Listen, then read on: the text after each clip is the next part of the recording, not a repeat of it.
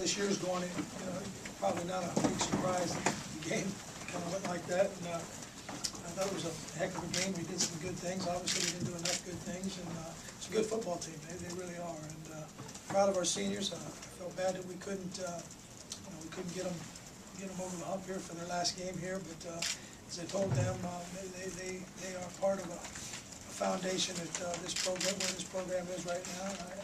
There's no doubt in my mind that the program's going up. Obviously, we have some work to do, but we're not near as far away as it may seem. Questions? That was a really bizarre ending, just undescribed how you saw it. Have you seen anything like this before? Well, obviously the ruling was, it was touched by one of our players, and if that's the case, then anybody's eligible to catch it. I'm not sure who the defensive back was, touched it too also, and needs to knock it down, and just kind of one of them, like I said, the offensive line was there, falls in his hands, and he falls in the end zone. You talk about Michael's play today and just what kind of future he has, I guess. Well, obviously Michael had a big day today, 184 yards, two touchdowns. There's any question, he's got a great future. Coach, you guys still scored a lot. How do you kind of assess today's offensive performance just with the rest of the season? Was this, would you say, one of the better offensive days? Or? Well, anytime you have 548 yards, I think you got to feel like it's a pretty good offensive day. And we had a pretty good offensive day last week. We got better. Probably we didn't get better fast enough, soon enough, early enough. What's first on your mind right now heading into the off season? Well, obviously, number one thing is recruiting. But more importantly than that, probably is our players. We got some great people here, and I think it's going to be very important that that we get together and we kind of set some guidelines about what we want, what direction we want to go. And as I said earlier, there's a lot of good football players on this football team, and we're not near as far away as people think. And what we have to do is, it's our job as a coaching staff is to get them over the hump. You mentioned on the radio that you're going to have this meeting on Monday. Do you already have some thoughts in mind you intend to talk about on Monday? Well, right now I know it's. I'm not sure what I'm thinking right now. You mentioned attitude is going to be your number one priority. What?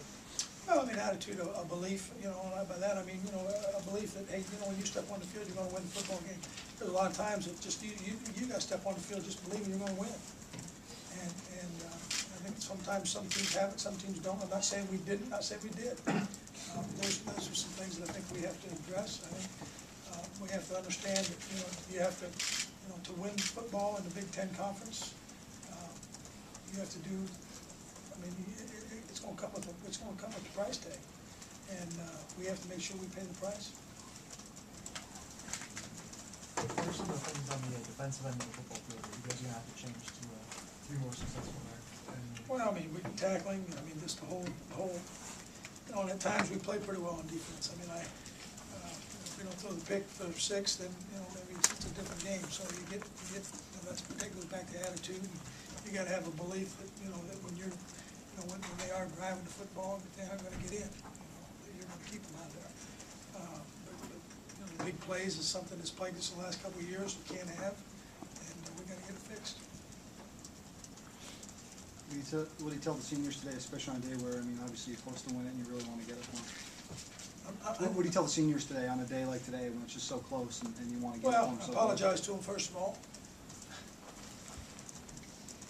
because we didn't get it done. I don't think you can't. They played their tails off. I think Juice played well.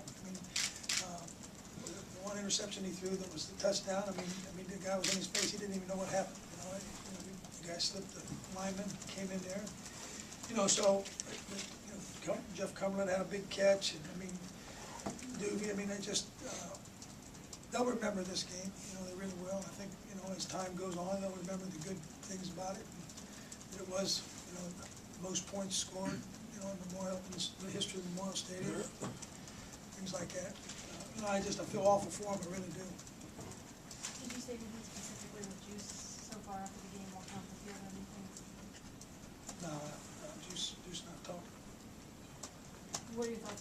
and not go for the last time. Well, I mean, you know, that's kind of the way it's supposed to be, is guys kind of, you know, mature and go on. But obviously, I think everybody knows the relationship.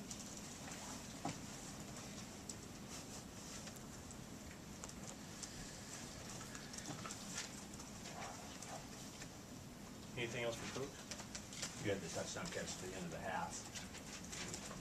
Obviously, that's the kind of play you normally think gets you going, correct? Well, and I did. I mean, we go out the first series, the defense holds, the offense goes down and get a field goal. And, you know, I mean, it's, you know, we start the third quarter off just like you know, you'd like to have 7, but you got 3, and, you know, you feel pretty good about that. So, Anything else? I All right. think Juice is coming. Yeah, we're gonna have Juice